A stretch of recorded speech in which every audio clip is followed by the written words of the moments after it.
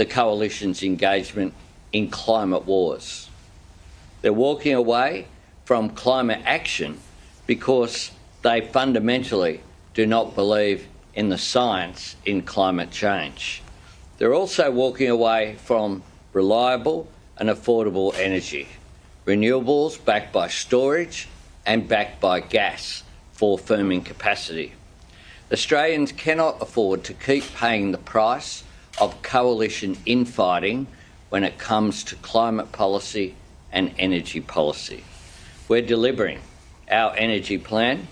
Have no doubt the coalition approach would hurt Australians. It would lead to less investment, less reliability, less jobs, less economic growth. It would also damage our relationships in the region, including relationships on security. President Prabowo last night over dinner spoke about the actions that Indonesia is taking because of rising sea levels in Indonesia, including the work they're doing with the Netherlands about protecting Jakarta from rising sea levels, the work that is taking place in the Pacific, the work that we've done with our ASEAN neighbours. All of that will be undermined if there is a view that Australia doesn't believe in what they regard very much as an existential challenge, a challenge for their environment, but also a challenge, of course, for their economy as we go forward. So there's a stark contrast in Australian politics today.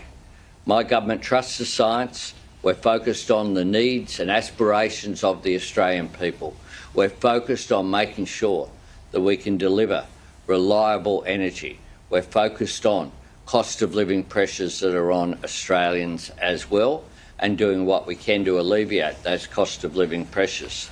The Liberals, as we saw with that remarkable gathering of rebels who walked into their party room together in a sign, if anyone was in any doubt that they are a divided rabble, then that was it, depicted for all to see yesterday.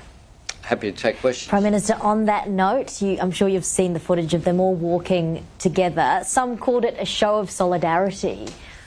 Well, it was a show of division, was what it was.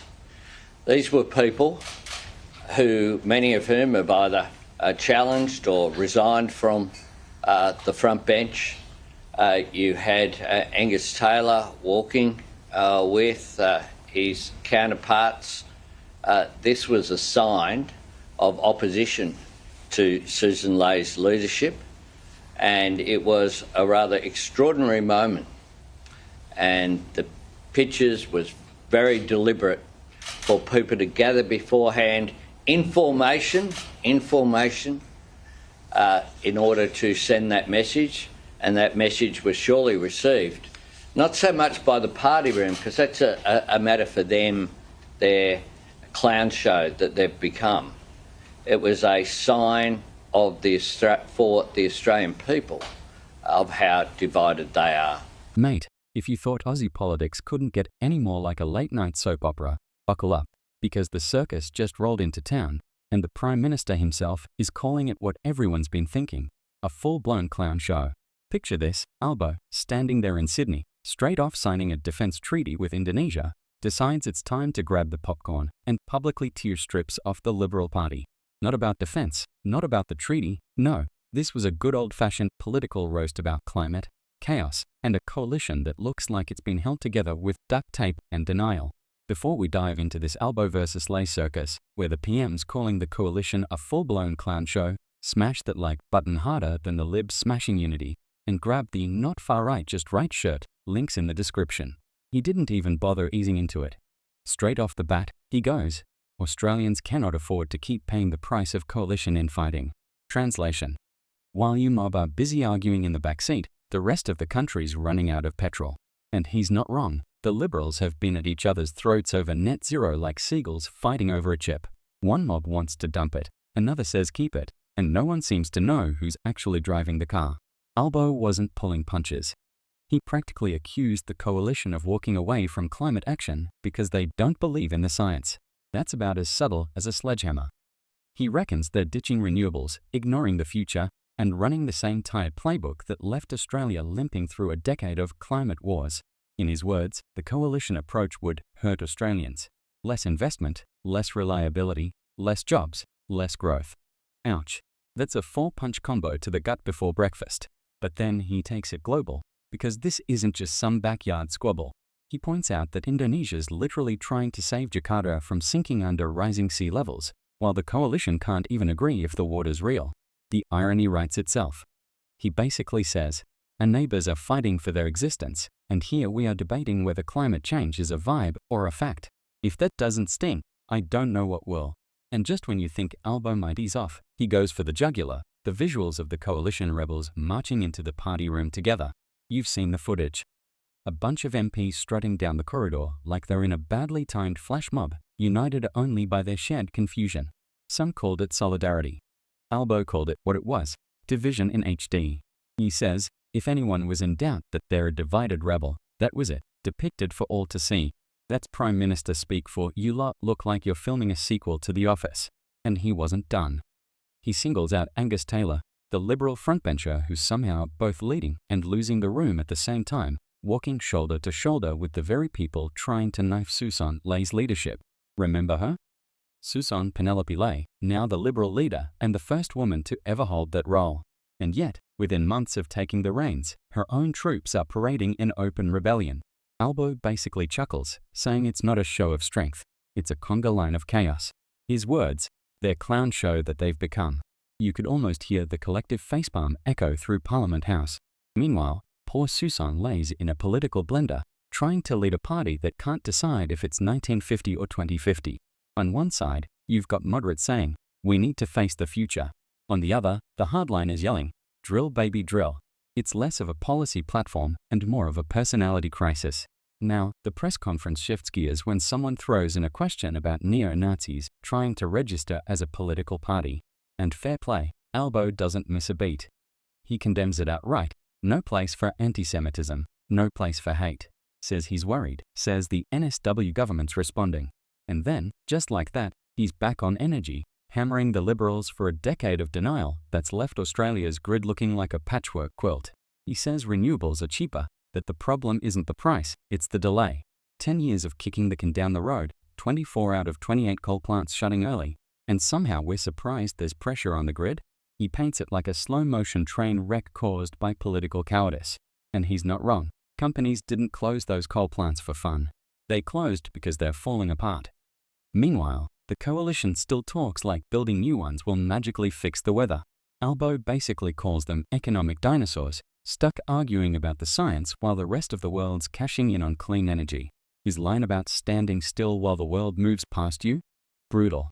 It's the kind of quote that ends up on campaign posters. But the kicker? He reminds everyone that net zero by 2050 wasn't even his policy. It was Scott Morrison's. Yeah, that's Scott Morrison, the one who brought a lump of coal into Parliament and told everyone not to be afraid of it. Albo points out that the Liberals now want to ditch their own plan, the same one that got them booted out of office with their worst result since 1943. And his take? The lesson they learned from losing was apparently, we weren't right-wing enough. You couldn't make it up. He practically smirks as he says it, painting them as a party sprinting backward while the world's racing forward. Now, while Albo's having his moment, the reporters try to poke him about whether this energy shift will actually bring bills down. You can almost hear the collective sigh of every Australian staring at their power bill thinking, yeah mate, when? He dodges slightly, saying we're paying the price of inaction, and that investment in renewables will eventually pay off. The key word there is eventually. Because while the PM's preaching patience, plenty of Aussies are watching their bills climb like a Sydney rent chart. And then, in true Canberra fashion, the whole thing starts spiraling into COP politics. Australia's trying to co-host COP 2026 with the Pacific nations, but Turkey won't back down. Albo plays the diplomat, saying Australia's standing firm, trying to bring the world's climate conference to a region literally sinking under rising seas.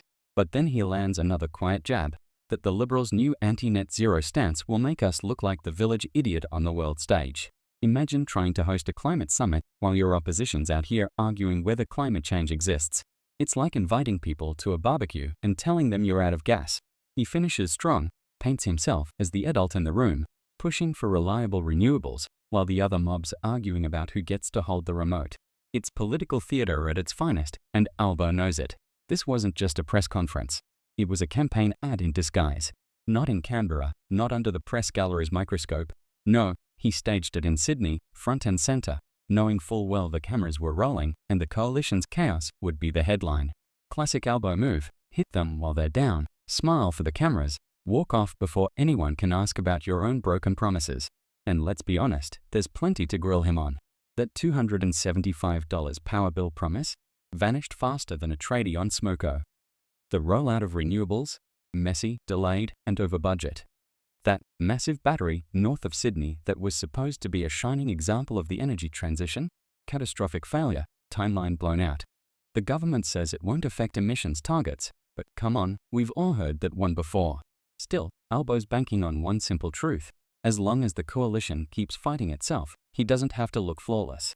He just has to look functional. So here we are, a Prime Minister gloating on the sidelines while the opposition tries to remember which direction is forward. And in the middle of it all, Susan Ley, the first woman to lead the Liberals, is trying to hold the steering wheel as her backbenchers jump out the windows. You almost have to feel for her. The party's bleeding relevance in the cities, struggling to speak to younger voters, and stuck between pretending to modernise and clinging to the coal mines. Albo's not just kicking them while they're down, he's live streaming it. The real kicker though? He's doing it with that calm, teacherly tone, like he's explaining basic maths to kids who keep eating the chalk. We trust the science, he says. We're focused on Australians. Meanwhile, he's effectively saying the opposition's focused on arguing with itself. It's political judo, using their own chaos as leverage. By the end of the presser, you could almost hear the laughter echoing across Sky News. They called it a stunt, a distraction, and maybe it was. But it worked. The headline wasn't Albo grilled over rising power bills. It was Clown Show. PM mocks divided coalition. Job done. Optics achieved. Another week where the government looks steady and the opposition looks like a bus without a driver. But beneath the banter and the sound bites, there's a real tension here, because this climate fight isn't just politics, it's identity. The Liberals are torn between two worlds, the mining heartlands that built them and the suburban voters who abandoned them. They've got to pick a side, and every time they hesitate, Albo gets another chance to stand at a podium and call them divided.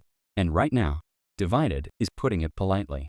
This is a party at war with itself, and the cameras are rolling. So when Albo drops that now infamous line, their clown show that they've become, it's more than a throwaway insult. It's a framing device, a story hook, a political brand that'll stick. Because once the Prime Minister calls you a clown show on national TV, it's hard to scrub off the grease paint. And until the Liberals find a way to stop juggling their own contradictions, they're going to keep looking like the act that never ends. And that, mates, is the punchline of the week. Australian politics, same circus, new clowns, and the ringmasters enjoying every minute of it. Smash that like button if you reckon Australia deserves better. Subscribe to keep the pollies honest, and grab the not far right just right shirt, links in the description.